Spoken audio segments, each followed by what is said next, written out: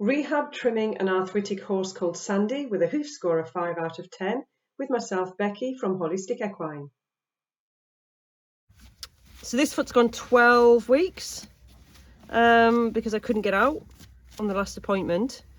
So the owner's been doing a bit of trimming herself, haven't you? Yes.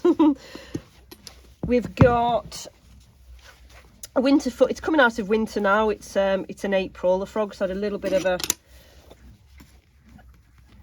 a battering, lost a bit of the shape and depth. We've just got some peelage going on, so we're just going to tidy that up first and then see what we've got. That's all right. We've still got plenty of depth there. Height and mass. All right, flower. That's good. Bars crumbling away a little bit. This is all exfoliation. Really powdery, ready to go. Lacking a bit of sole depth and health.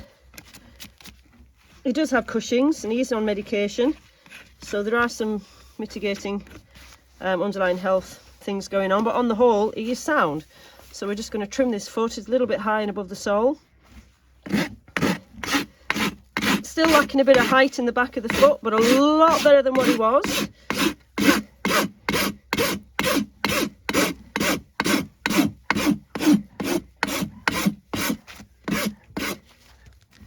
Trimming on an angle so as not to catch the foot on the other side, but actually we want to relieve the wool on an angle anyway. Just coming into the back of the wool, following the sole shape a wee bit. Would you like a break? Sandy has asked for a rest and we recognise his request and honour this. The use of a hoof stand and cradle helps the horse to stand comfortably for his or her trim.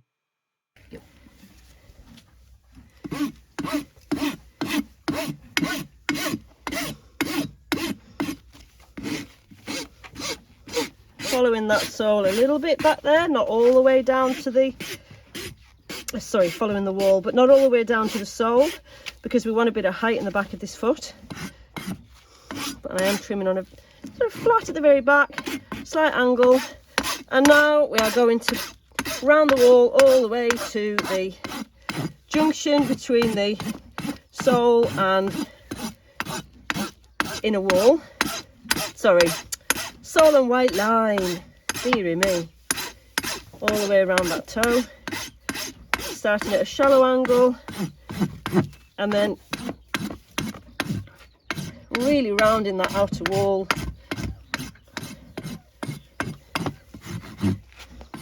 Good boy.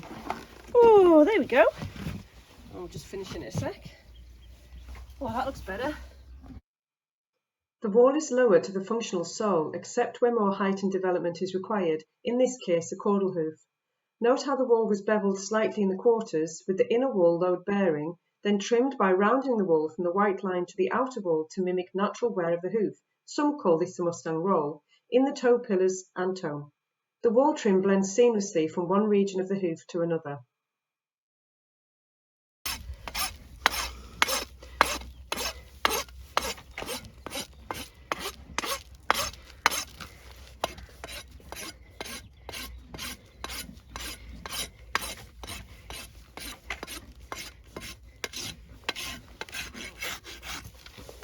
Just take the edge and that's it.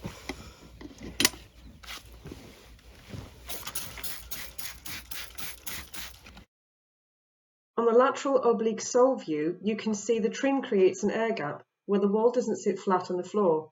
We have followed the functional sole as much as possible, while leaving sufficient hoof material for his comfort and safety and continued caudal foot development.